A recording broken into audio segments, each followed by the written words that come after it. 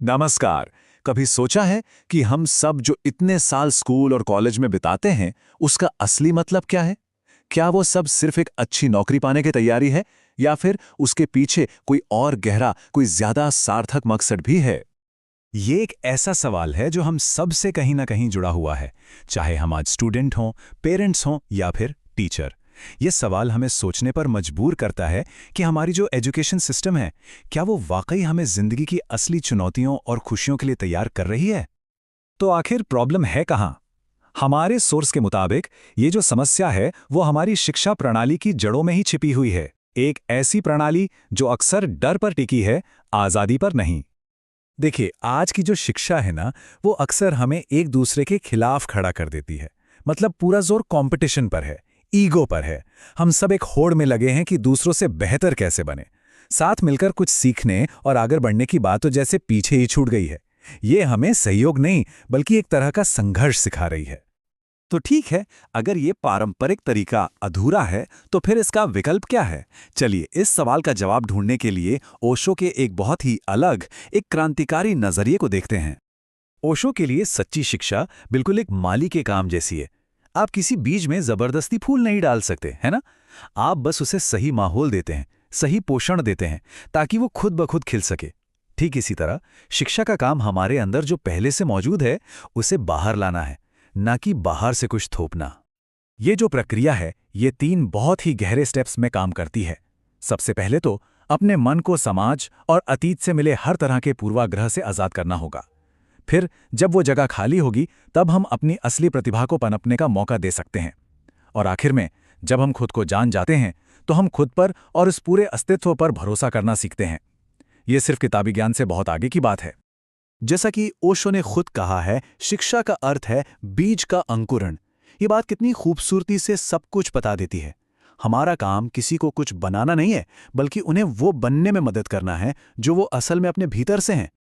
तो सवाल ये उठता है कि हम अपनी इस भीतरी क्षमता को, इस अंदरूनी खजाने को बाहर निकालें कैसे? ओशो के दर्शन के केंद्र में एक बहुत ही पावरफुल टूल है, ध्यान। अच्छा, जब हम ध्यान के बारे में सोचते हैं तो अक्सर दिमाग में एक शांत कमरे में बैठे इंसान की तस्वीर आती है। लेकिन ओशो के लिए ध्यान इससे कहीं ज्यादा था। ये दुनिया से भागना नहीं था, बल्कि हर पल में, हर काम में पूरी तरह से जागरूक और प्रेजेंट रहना था। ओशो ये समझते थे कि हर इंसान अलग है, इसलिए उन्होंने ध्यान के कई अलग अलग रास्ते भी सुझाए। चाहे वो ऊर्जा से भरा हुआ डांस हो, संगीत में डूबना हो, या फिर बस हर रोज कुछ मिनटों का गहरा मौन, लक्ष्य एक ही है, अपने विचारों और भावनाओं के प्रति जागना, उनका गुलाम बनना नहीं। तो ओशो का दर्शन हमें दिखाता है कि कैसे अपनी अंदरूनी शक्ति को जगाया जाए। लेकिन इस शक्ति का, इस सच्ची शिक्षा का आखिर मकसद क्या है? इस सवाल का जवाब देने के लिए आइए हम एक और महान आध्यात्मिक गुरु परमहंस योगानंद की ओर चलते हैं। योगानंद यहाँ पर सक्सेस की हमारी पूरी परिभाषा को ही बदल देते हैं। वो कहते हैं कि असली कामयाबी बाहरी चीजों में नहीं है, बल्कि मन की उस भीतरी शांति और स्थिरता को पाने में है, जो जिंदगी के हर उतार चढ़ाव में हमारे साथ बनी रहे। ये स्लाइड 2 अलग अलग रास्तों को दिखाती है। एक रास्ता है बाहरी धन और पद की कभी न खत्म होने वाली दौड़ का, और दूसरा रास्ता है भीतरी शांति और सच्ची खुशी का।